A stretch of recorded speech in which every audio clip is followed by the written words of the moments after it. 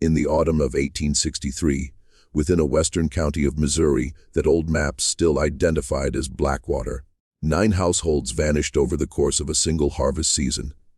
Not 9 individuals, but 9 entire family units. Men, women, children, grandparents, and even hired laborers. The dogs that rested beneath the porches were also gone.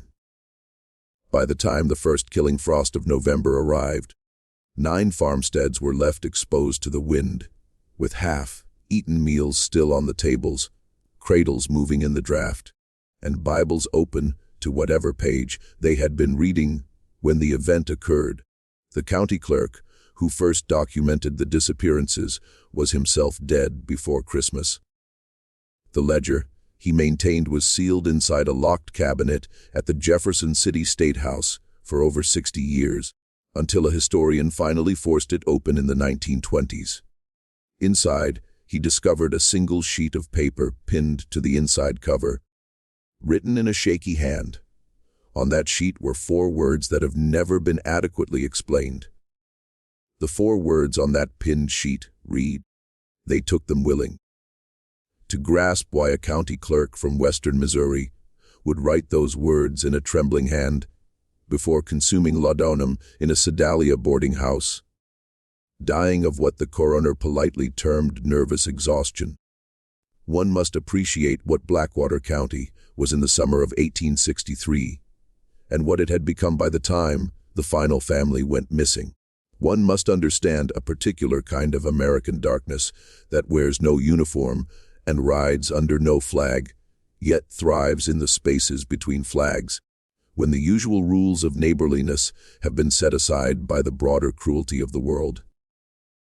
One must understand, in short, what civil war does to the land and its people when the armies are far away, and the only soldiers encountered are the ones who knock on your door after midnight. Blackwater County sat along the lower stretches of the Blackwater River, a slow brown waterway feeding into the Lamine and from there into the Missouri. The land was productive, not the rich black-bottom soil of the lower Mississippi, but rolling prairie interspersed with timber, marked by limestone outcrops and clear springs, with enough flat ground between the hills to raise crops of hemp, tobacco, and winter wheat. Families had been settling there since the 1830s, mostly coming up from Kentucky and Tennessee by flatboat and wagon, carrying the accents and the stubborn Scotch, Irish pride of the Upper South. They brought their votes and their feuds, their recipes for cornbread and whiskey, their distrust of outsiders, and their fierce devotion to kin. They brought a toughness bred from 3 generations of clearing timber and breaking sod, along with a softness underneath, a maternal tenderness that emerged at barn raisings, weddings, and funerals. And that softness would eventually be turned against them. By 1860, the census recorded slightly over 4,000 souls in the county, spread across roughly 600 farms, with 2 small towns at the crossroads and a 3rd settlement down by the river landing, where steamboats had called before the war. The settlement at the landing was named Marlowe's Ferry, after the man who had first run a flatboat across the river in 1834. It included grain warehouses, a blacksmith shop, a general store, and 3 saloons, doing a brisk trade in pork, tobacco, hemp, and the rougher commerce that accumulates around a river port. Upstream, at the junction of the old state road and the military road, stood the county seat, New Salisbury, with a red brick courthouse built in 1851, a jail of hewn stone, a bank, 2 churches, and a line of clapboard storefronts facing the square. Everyone in the county visited New Salisbury at least twice a year, once to pay taxes and once to attend the fall circuit court. And everyone in the county knew everyone else by sight, if not by name. The families living there were not wealthy. A few owned enslaved people, usually 1 or 2 house servants, and a field hand or 2. But most were plain farmers who worked their own land with their own hands and their own sons. They attended church on Sundays, at one of 4 little white frame meeting houses, buried their dead in family plots on the back 40, and trusted their neighbors because they had to. The nearest doctor was 11 miles away in fair weather and 3 days away in mud. If a child took a fever at midnight, you did not wait for the county physician. You rode to the nearest farmhouse and knocked. And the man who opened the door, regardless of his politics, no matter how tired he was, no matter what grudge might have existed between your families, would take his coat off its peg and ride back with you through the dark. That trust, that web of small loyalties between neighbors, was the first thing the war destroyed. Missouri in 1863 was not a battlefield in the way Virginia was. There were no great armies marching across it in blue and gray lines, no Gettysburgs, no Antietam's, no long fields of corpses laid out in rows for photographers. Instead, there was something older, more intimate, and far more terrible. A war of neighbors against neighbors. The boy who had kissed your daughter last spring now, riding up your lane with a pistol and a grudge. The man who had helped you raise your barn in '59 now, informing on your husband to the Home Guard. The state had officially declared for the Union, but in the western counties, where the Missouri River bent south and the land reached toward Kansas, loyalties were split right down the middle of every family and congregation. Brothers rode for opposing sides, fathers disowned sons, wives denounced husbands from the pulpit, old men who had voted Whig Democrat. And no, nothing in their long lives now voted with their rifles, often not for the side their neighbors expected. And into that broken country came the bushwhackers. They called themselves partisan rangers or guerrillas or simply boys, while the Union called them murderers. They rode in small bands of 10 or 20, armed with revolvers and shotguns, moving through timber and river bottoms like ghosts, burning out Union sympathizers, ambushing federal patrols, living off the farms of civilians, demanding meals, fodder, and horses, and woe to the family that said no. On the other side, the Home Guard and the enrolled Missouri militia, often staffed by men with private scores to settle, rode up the same lanes in blue coats and did much the same work, only with state authority behind them. A farmer in Blackwater County in the summer of '63 might be robbed at breakfast by one armed band and at supper by another, with neither band feeling any obligation to leave him alive. Because in a war where everyone is guilty of something, killing a witness is just a small matter of housekeeping. The most famous of the bushwhackers, a lean-faced schoolteacher named William Clark Quantrill, had ridden into the Kansas town of Lawrence on the morning of August 20, 1863, with 450 men at his back.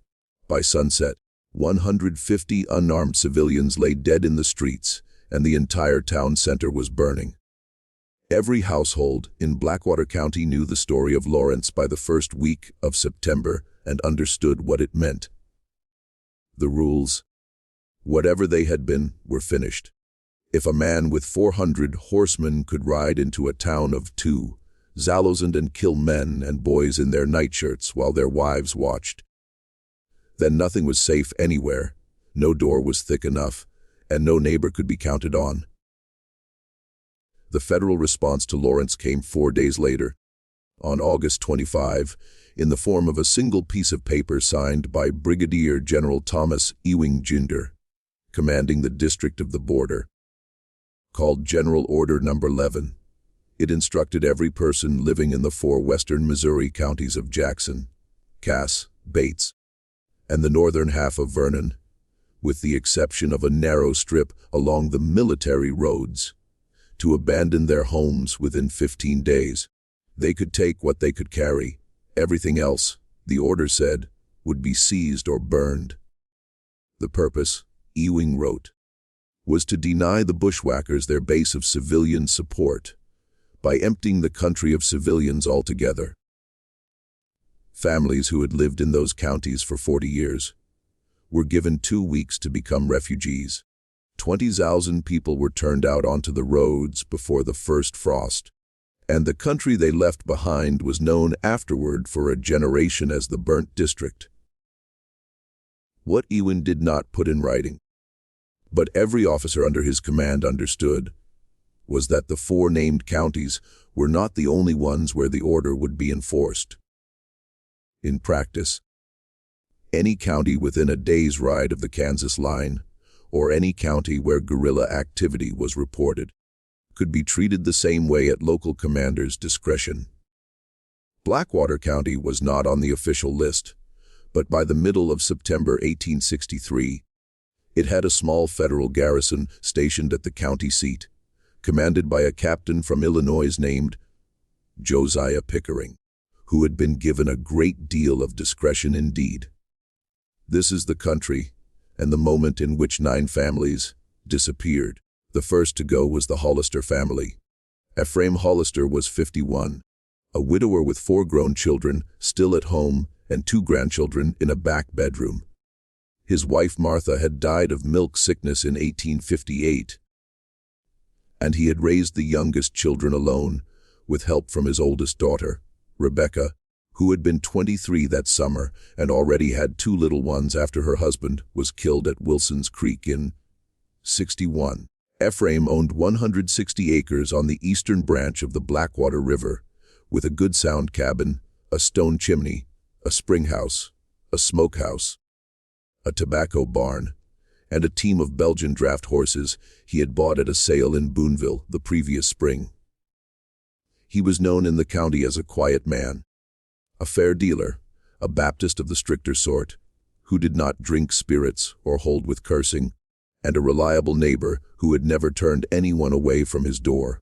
On the morning of September 14, 1863, a man named Asa Crenshaw rode over to the Hollister place to borrow a whetstone for his scythe. Crenshaw was 63, a Methodist lay preacher with a bad limp from a horse accident in his youth, living about a mile and a quarter away across the timber. He had known Ephraim Hollister for 22 years. They had helped each other at every harvest since before the war, buried each other's wives, and shared the last good jug of peach brandy in the county on the 4th of July in 62, sitting on the Hollister porch with their feet up, arguing about the war until the moon came down behind the trees. When Asa Crenshaw rode into the Hollister yard that morning, the dogs were gone. That was the first thing he noticed. The Hollisters kept 3 hounds and a yellow mongrel that slept on the porch, and none came out. The second thing Crenshaw noticed was that the chickens were still in the yard scratching at the packed earth, and nobody had thrown them corn, which Ephraim did every morning before breakfast, something you could set a watch by. The third thing Crenshaw noticed as he rode closer was that the front door of the cabin was standing half open, with a gingham apron caught on the latch, flapping gently in the morning breeze. Crenshaw called out from the yard, and when nobody answered, he tied his mule to the hitching post and walked up onto the porch. He stood there for a moment with his hand on the door frame, listening because the silence coming out of the cabin was the wrong kind. The kind with a shape to it. The kind a man who has lived his whole life in the country recognizes like the sound of an approaching storm. He pushed the door open and stepped inside. The table was set for breakfast for 7 people, cornbread in the skillet on the hearth, cold now, with a knife beside it, a pitcher of buttermilk on the table, curdled and separating in the warm morning air, with a fly walking on its rim, 7 plates, 7 tin cups, 7 places laid with knives and spoons, not one touched. A half peeled apple lay on a cutting board at the end of the table, the peel still attached in one long spiral, as though the hand holding the knife had simply put it down and walked away. The back bedroom where Ephraim's daughter, Rebecca, slept with her 2 children was empty, the bed unmade. The quilt pulled back, as if she had risen to answer a call. A child's rag doll on the floor, with one button eye missing. The loft where the three sons slept was empty. A clean shirt folded on the bed, as if someone had been about to put it on. Out in the yard, the draft horses were still in the barn, and the wagon was still under the lean-to. Nothing had been taken. Nothing broken, no blood, no sign of struggle, no track of wagon wheels leading away other than those already there for weeks.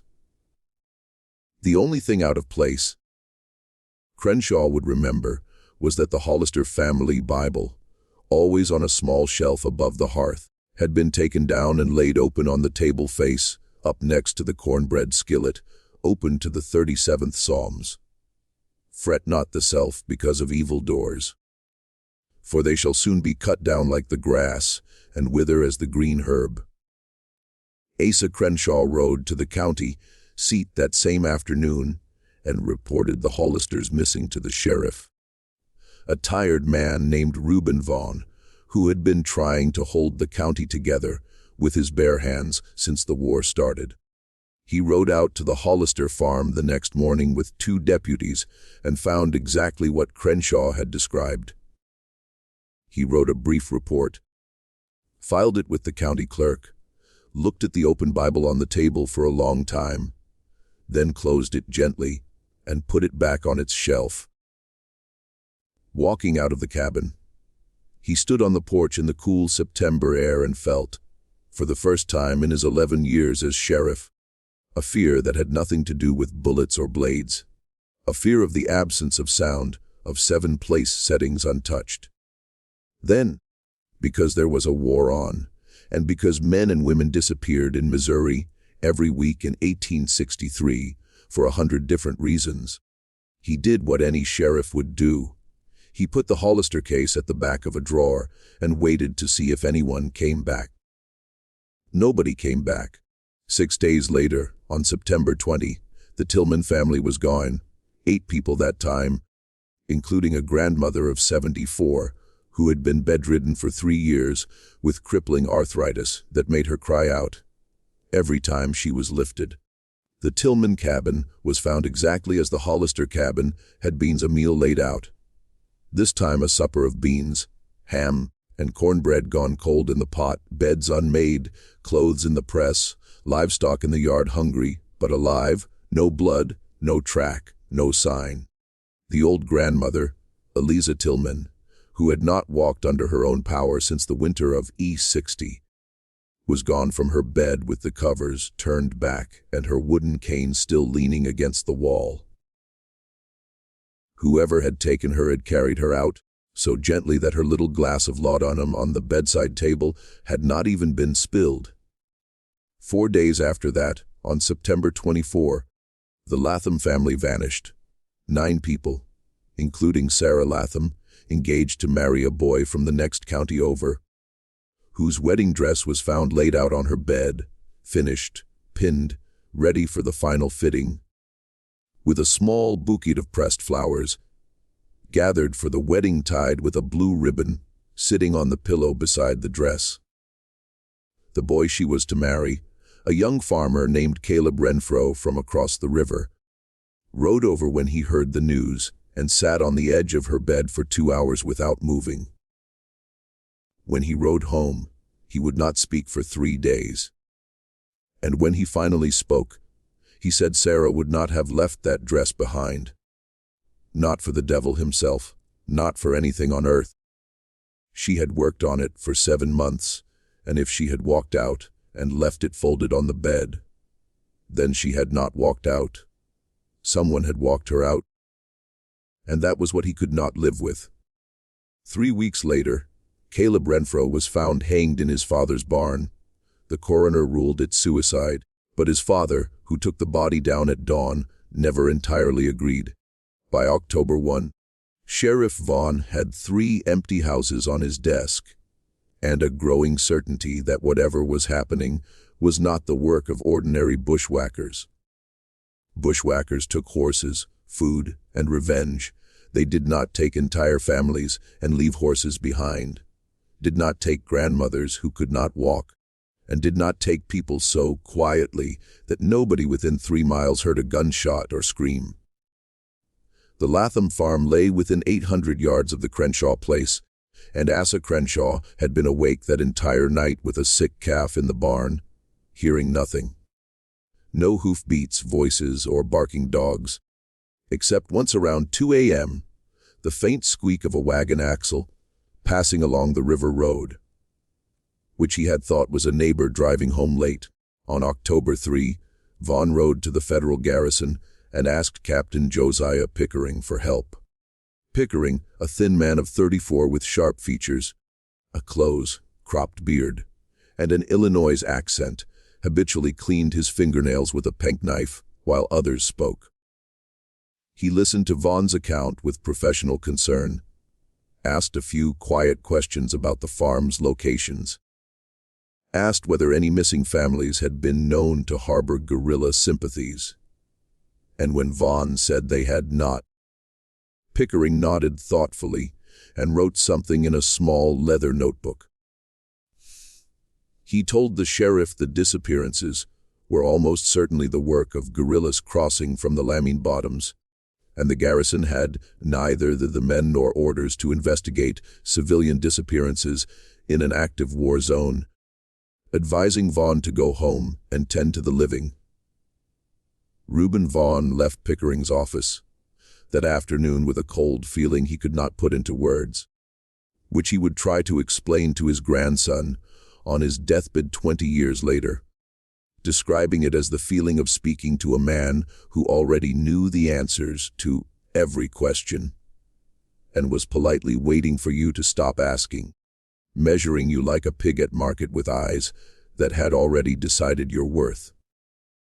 In the weeks that followed, as the Missouri sky turned from hot September blue to the flat pewter of October, with the first hard frosts coming down, 6 more families vanished from Blackwater County. The Corbins, 5 people, on October 11 from a cabin near Sugar Creek. The Osgoods, 7 people, on October 17 from a fine 2-story clapboard house with a library of 40 books and a rosewood piano. Mrs. Osgood played every evening. The McCaskills, a family of 11 counting 2 hired hands, on October 24 from a big working farm with a dairy, heard still lowing in the barn the next morning. A family named Risley, 4 people, on November 1, a family named Wagoner, 6 people, on November 8, and finally, on the night of November 15. The Beaumont family, 10 people, the largest household in the county, vanished from a cabin less than 2 miles from the federal garrison itself. 9 households, 67 people, no bodies, no witnesses, no shots fired. The community's response was not outrage or panic, but something colder, the slow shrinkage of human beings into themselves. Pulling back curtains, locking shutters, quietly agreeing not to ride out after dark or ask too many questions in daylight. By the first week of November, neighbors stopped visiting for supper. By the second week, they stopped waving from wagons. Churches emptied. Women sent husbands to buy flour because they no longer wanted to leave the farms. Families slept in shifts, with one man or boy awake at all times, a loaded shotgun across his knees, watching the road and tree line by the light of a single candle burning low through the long October nights. But the thing they could not protect themselves against was not what they were watching for. They watched for bushwhackers, strangers, galloping hoofbeats, not a polite knock at the door around 10 p.m., a familiar face on the porch holding a lantern, a quiet voice speaking words that could almost be mistaken for kindness. Decades later, the empty farms of Blackwater County passed into regional folklore. Travelers in the 1870s and 80s reported lamps lit in windows of houses abandoned for 20 years. A journalist from the Kansas City Star riding through in 1891 wrote a piece calling the region the County of Empty Tables because every homestead contained an empty table set for a meal nobody lived to eat. School children in New Salisbury told stories about the Hollister cabin, the ghost of the little girl who left her rag doll, the sound of an apple peel unrolling in an empty room. But the folklore was wrong. The tables had not been empty when the families left. They had been full. And whoever took them had done so with patience and completeness, suggesting something far worse than a bushwhacker raid. Someone came to those cabins, led those families out into the night one by one over 2 months, and made sure no trace was left behind. Once Sheriff Vaughn stopped trusting the federal garrison and investigated on his own, he laid the deeds of the 9 missing families on his office table. The farms were not random, plotted on a county map with pins. They formed a rough arc along the eastern bank of the Blackwater River, stretching 11 miles from the northern county line to the river landing. Among the best watered, best timbered, most productive parcels in the county, astride the only natural corridor for any future railroad line surveyed in 1859.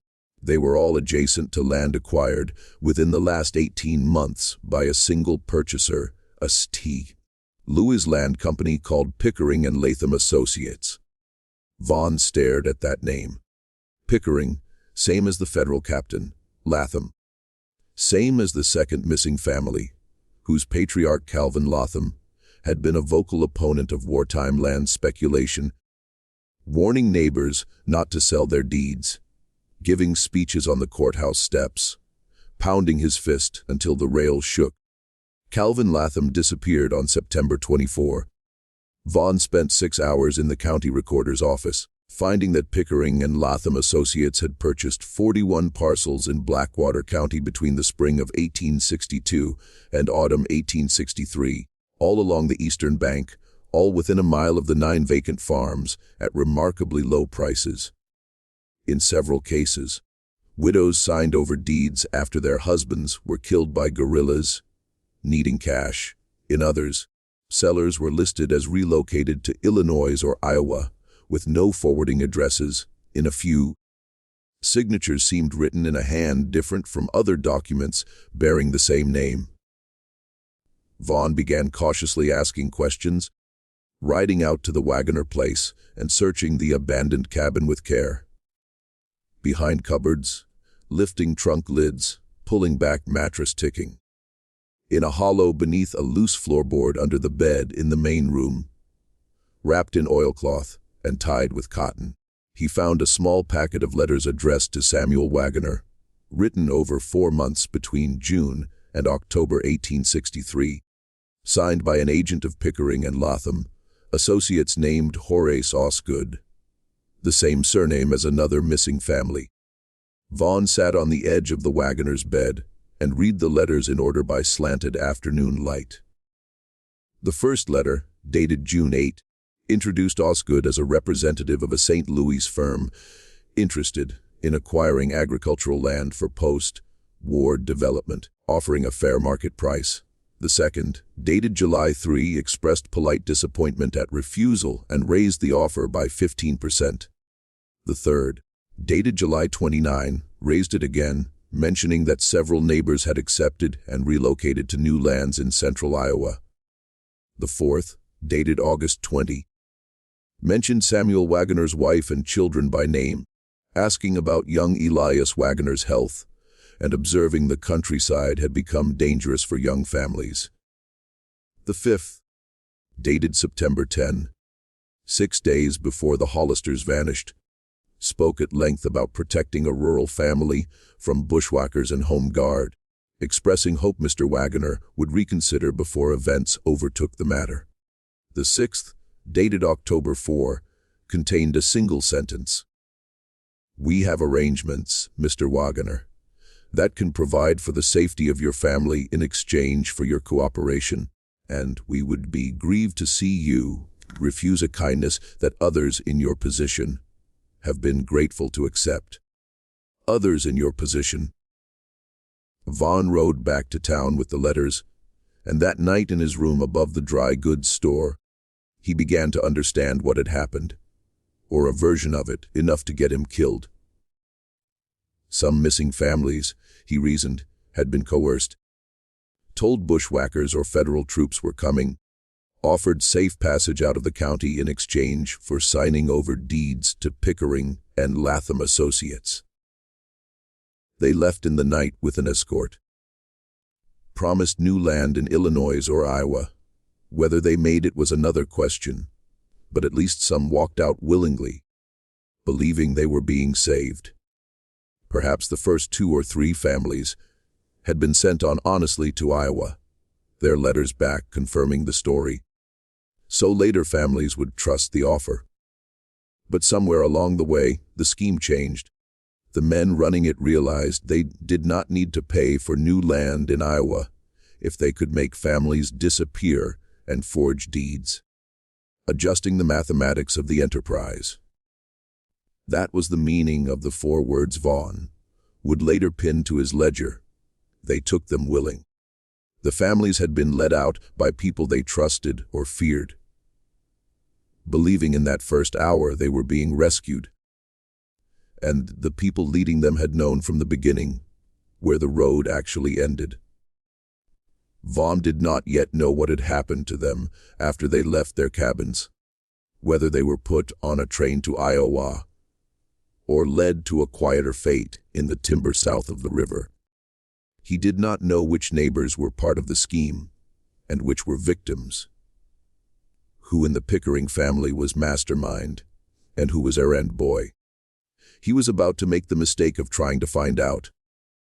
On the morning of November 22, 1 week after the Beaumonts vanished, Sheriff Reuben Vaughn rode to the federal garrison for a formal meeting with Captain Josiah Pickering, bringing a canvas satchel with the Wagoner letters, a copy of the deed records, and a list of 41 parcels acquired by fraud, coercion, or worse.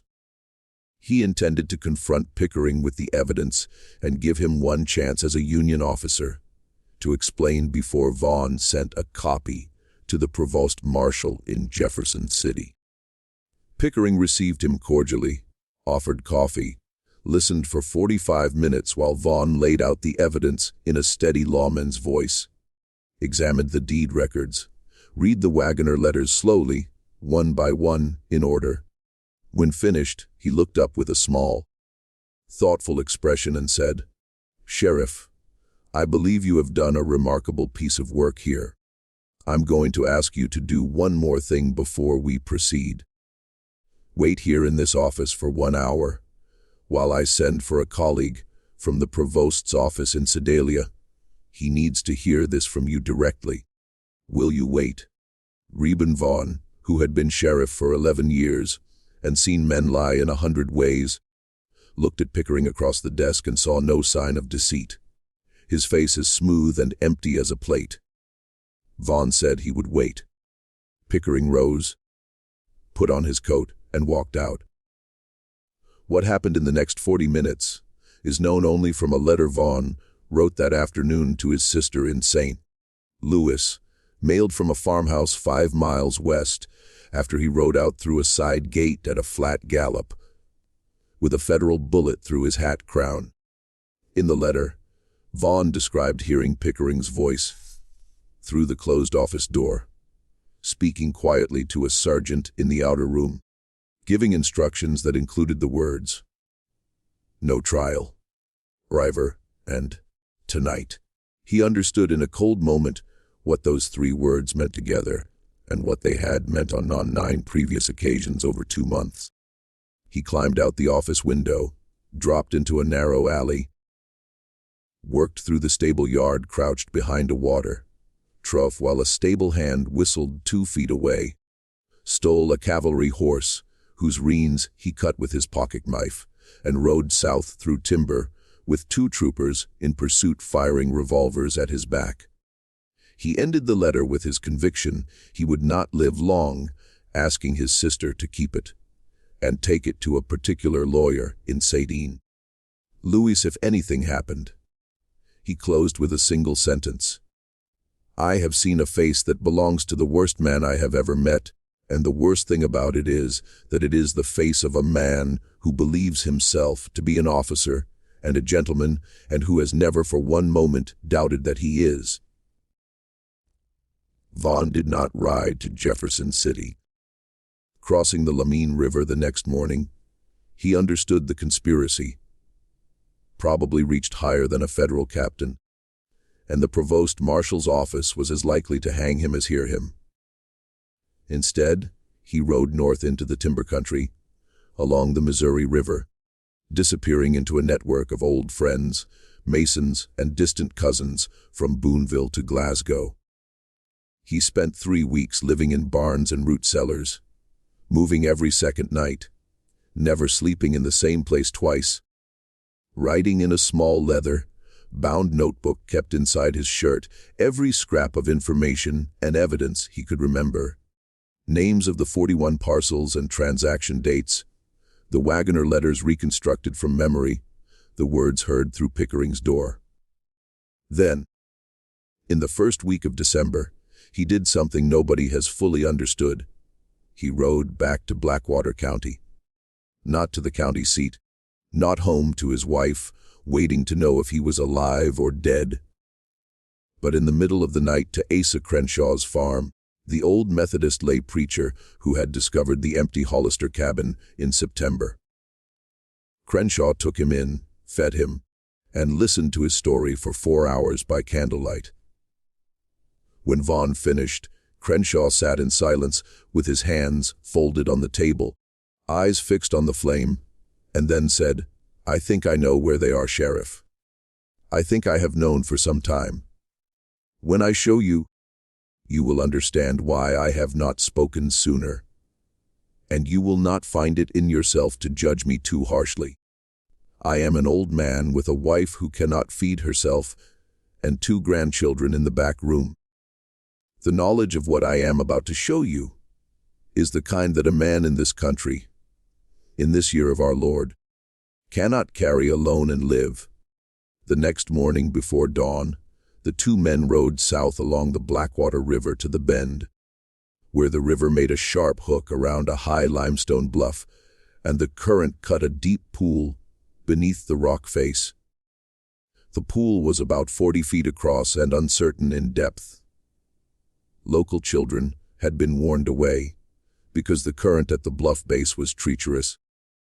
The limestone shed slabs without warning, and older people said the pool did not give back what it took. 2 boys drowned there in the 1840s and 1 in the 1850s. None recovered.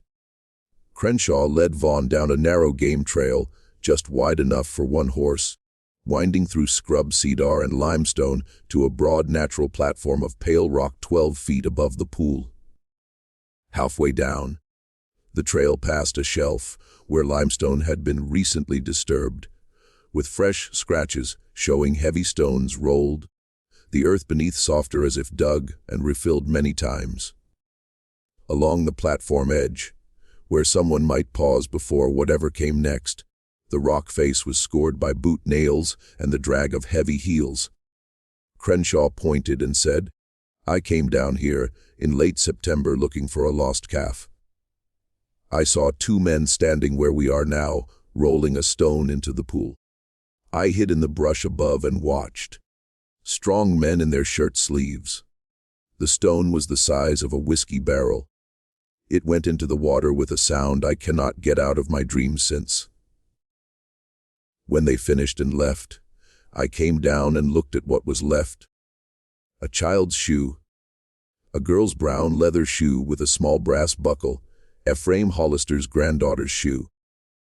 I had seen her wear it at the camp meeting in August. I picked it up, took it home, hidden behind a loose board in my spring house.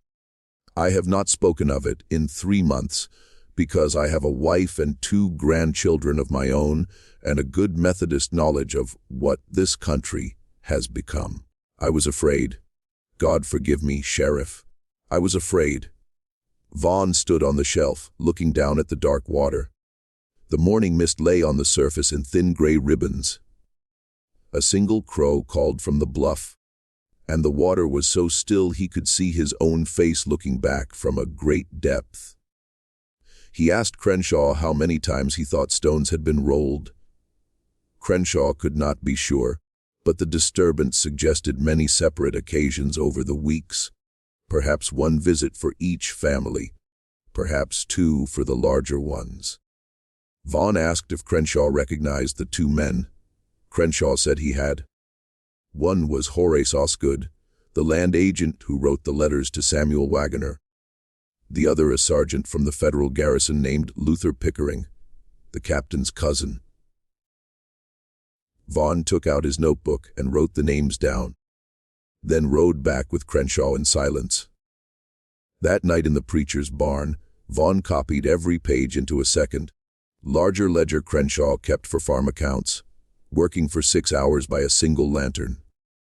When finished, he pinned to the inside cover a single sheet of paper on which he wrote, in a hand already beginning to shake, 4 words. They took them willing. He did not mean the families had gone willing to their deaths. He meant they had gone willing out of their cabins, believing they were being saved. And that was the worst part. They had trusted the men who killed them, and those men used that trust as the instrument of killing, a betrayal so deep that American law had no adequate name for it. He gave the ledger to Crenshaw, who wrapped it in oilcloth, tied it with hemp cord, and buried it beneath the packed earth floor of his root cellar behind barrels of smoked pork, under a stone marked on the underside with a small cross in candle suit. In the morning, Vaughn rode east toward Jefferson City, intending to reach the statehouse in person and place the original notebook and his sworn testimony in the governor's hands. He never arrived on December 19, 1863. His body was found in a creek bed 40 miles east of Blackwater County, with 2 pistol balls in the back of his head. The official report listed murder by persons unknown, probably bushwhackers. His horse never recovered, saddlebags empty, the notebook gone. His widow received a brief condolence from the provost marshal's office, along with his watch from his vest pocket and his wedding ring cut from his finger returned in a paper envelope without explanation. The county clerk, Elijah Redfern, who helped Vaughn compile the original ledger of missing families, heard of the sheriff's death on December 22. He spent that afternoon going through Vaughn's desk papers and found enough to understand what his friend uncovered and what it cost him. 2 days later, Christmas Eve, Redfern took the coach to Sedalia, rented a room at a boarding house, wrote a summary of everything he knew in the margins of his copy of the county missing persons register, pinned a single sheet to the inside cover, copying Vaughn's 4 words, then walked to the apothecary, purchased laudanum, returned to his room, drank the entire bottle, and lay down with his hands folded over his chest. He was found Christmas morning by the boarding housekeeper, the coroner ruling accidental overdose from a medicine taken for nervous complaints. The ledger in his valise was returned unexamined to the clerk's office in New Salisbury, placed in a locked cabinet by the acting clerk, and forgotten. The ledger, buried beneath Asa Crenshaw's root cellar, remained where he put it. Crenshaw died of pneumonia in the winter of 1867 without telling anyone what was buried, having tried once in the spring of '66 but lost his nerve. The farm sold out of the family in 1872. New owners tore down the old cabin and built a new one on another part of the property, and the root cellar slowly filled with dirt and rubble and was forgotten. In the spring of 1923, a young historian from the University of Missouri named Ellsworth Hadley, working on a doctoral dissertation about the civilian cost of the Missouri guerrilla war, came to Blackwater County for primary sources. He spent 3 weeks interviewing elderly residents, drawing out stories from parents and grandparents never written down. In those interviews, he heard from Asa Crenshaw's granddaughter a story, whispered on her grandmother's deathbed. A sheriff had come to the farm one night in the winter of '63 and left something important buried in the old root cellar. before riding east to die. The granddaughter did not know if to believe it. Her grandmother was 91 and in and out of her senses. But she repeated it because Hadley was polite and interested. Hadley got permission to dig from the current owner, and on the afternoon of April 11th, 1923, in drizzling spring rain, unearthed a rotted oilcloth packet containing Reuben Vaughan's second ledger, remarkably preserved. Hadley spent 6 months transcribing and verifying its contents. Riding out to the bend, where the river still hooked around the limestone bluff, cross-referencing deed records, tracking what became of Pickering and Latham Associates. He found Horace Osgood, who died wealthy in 1891, his estate including controlling interests in 4 Missouri banks, a St. Louis hotel, and some 13,000 acres along the Blackwater and Lamine rivers, including every one of the 41 parcels. He found Captain Josiah Pickering promoted to major, resigned honorably in 1866, returned to Illinois, became a state senator, and died in his bed in 1904 widely mourned. He found Luther Pickering killed in a Kansas City saloon brawl in 1871, carrying a silver pocket watch engraved with E.H., believed to have belonged to Ephraim Hollister. He found the railroad line surveyed in 1859 was built in the 1880s, running directly along the corridor defined by those 41 parcels. The sale to the railroad company in 1883, making the heirs of Osgood and Pickering richer in a single transaction than any of the 9 families could have imagined in 20 lifetimes of honest work. Hadley submitted his findings in the ledger to the Missouri Historical Society in autumn 1923, but the board declined to publish on a 5-2 vote, believing the evidence strong, but that descendants of several families named were prominent citizens and publication would cause distress disproportionate to public interest. The ledger was placed in closed archives. Hadley's dissertation was rewritten to focus on less controversial aspects. Hadley took a teaching job in Indiana, published no further, died in 1941, and his private papers sat unread in a basement storage room for 40 years. The ledger was finally read by outside researchers in 1967, when the Missouri Historical Society opened its closed archives for the Civil War centennial. 2 articles appeared, one in a regional historical journal read by perhaps 400 specialists, the other in a Kansas City Sunday supplement, read by a few thousand for a few days and forgotten. Descendants of Pickering and Osgood families, scattered across 4 states, were never publicly named. No criminal investigation ever opened because statutes of limitations on murder are meaningless when everyone involved has been dead for half a century and physical evidence lies under 40 feet of river water. This mystery reveals something American history has always been uncomfortable saying. In the chaos of a great war, some people do not become heroes. Some do not become villains, but some quietly, in the shadow of real violence, use that cover to do small and terrible things for money, hidden for 100 years because everyone involved looks the other way. The families of Blackwater County did not vanish. They were taken one by men, they who told lies they wanted to believe, walked down a narrow trail to a pool beneath a limestone bluff, the river carrying the evidence away. Their land bought for pennies.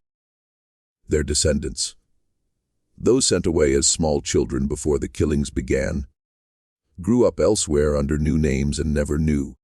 Their houses stood empty until plows broke them down, fields grew over, the railroad came, stations built, towns prospered. And the children of the men who did the killing went to good schools, served in legislatures, and were buried under marble monuments far from the pool beneath the bluff. The 4 words Sheriff Vaughn pinned to his ledger in his last week remain perhaps the truest words written about that season in that county. They took them willing.